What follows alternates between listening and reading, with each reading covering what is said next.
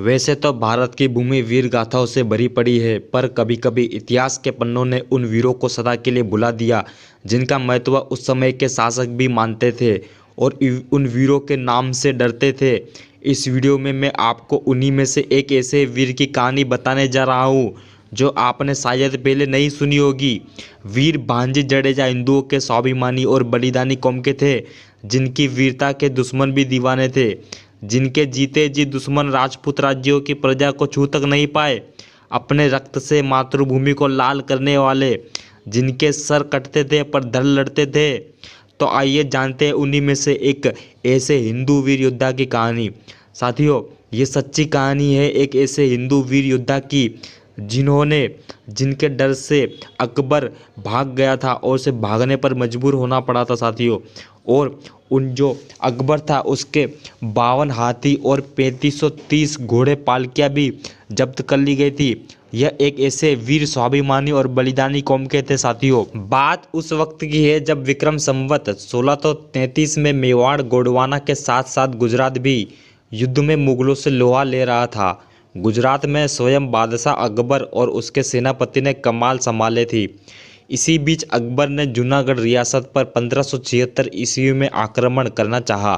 तब वहां के नवाब ने पड़ोसी राज्य जामनगर के राजपूत राजा जाम सत्ताजी जडेजा से सहायता मांगी। क्षत्रिय धर्म के अनुरूप महाराजा ने पड़ोसी राज्य जूनागढ़ की सहायता के लिए अपनी 30,000 योद्धाओं को भेजा, जिसका नेतृत्व कर रहे थे नवानगर के सेनापति वीर योद्धा भांजी जडेजा।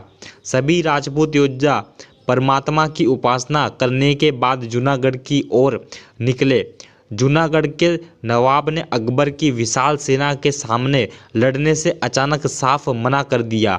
आत्मसमर्पण के लिए वो तैयार हो गया और नवाब भांजी जडेजा को वापस अपने राज्य लौट जाने को कहा। भांजी जडेजा और उनके वीर राजपूतों को अत्यंत क्रोध आया और उन्होंने कहा कि जूनागढ़ के नवाब राजपूती तेवर में कहा, क्षत्रिय युद्ध के लिए निकलता है तो वो अपने जीत कर ही लौटेगा या वीर गति प्राप्त होगा। वहाँ सभी वीर जानते थे कि जूनागढ़ के बाद नवानगर पर भी आक्रमण होगा। आखिर सभी वीरों ने निर्णय किया कि वे बिना युद्ध किए नहीं लौटेंगे। अकबर की सेना लाखों में थी। उन्होंने मेजवाड़ी के मैदान में अपना डेरा जमाया। अंत में भांजी जडेजा मुगलों के तरीके से ही कूटनीति का उपयोग करते हुए आधी रात को युद्ध लड़ने का निर्णय किया। इसके बाद सभी योद्धा आपस में गले मिले और फिर अपने इष्ट का स्मरण कर युद्ध स्थल की ओर निकल पड़े। आधी रात और युद्ध शुरू हुआ। मुगल का नेतृत्व मिर्जा खान कर रहा था। उस रात हजारों मुगलों को काटा गया। मिर्जा खान भी भाग खड़ा हुआ। सुबह तक युद्ध चलता रहा और मुगल सेना अपना सामान युद्ध के मैदान में ही छोड़ भाग खड़ी हुई। बादशाह अकबर, जो कि सेना से कुछ किलोमीटर की दूरी पर था, भी सुबह अपने विश्वसनीय लोगों के साथ काठियावाड़ छोड़कर भाग गया। उसके साथ युद्ध में मुगल सेनापति मिर्जा खान भी था।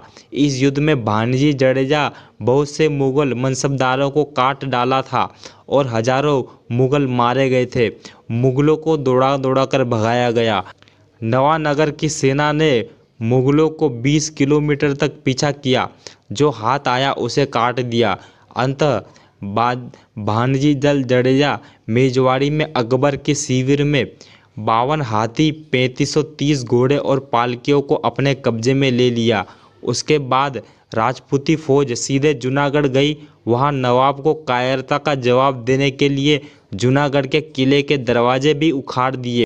ये दरवाजे आज जामनगर में कंबालिया दरवाज़ा के नाम से जाने जाते हैं और जो कि आज भी वहां लगे हुए हैं। बाद में जूनागढ़ के नवाब को शर्मिंदगी महसूस हुई और पछतावा भी हुआ। उसने नवानगर महाराजा सत्ताजी से क्षमा मांगी और दंड स्वरूप जूनागढ़ रियासत के चूरू, भार सहित 24 गांव और जोधपुर परगना, जो कि काठियावाड़ में है, राजस्थान वाला नहीं, काठियावाड़ वाला नवानगर रियासत को दिया। कुछ समय के बाद अकबर फिर बदला लेने के उद्देश्य से फिर आया और तामचान के मैदान में लड़ाई हुई, लेकिन वो फिर से हार गया।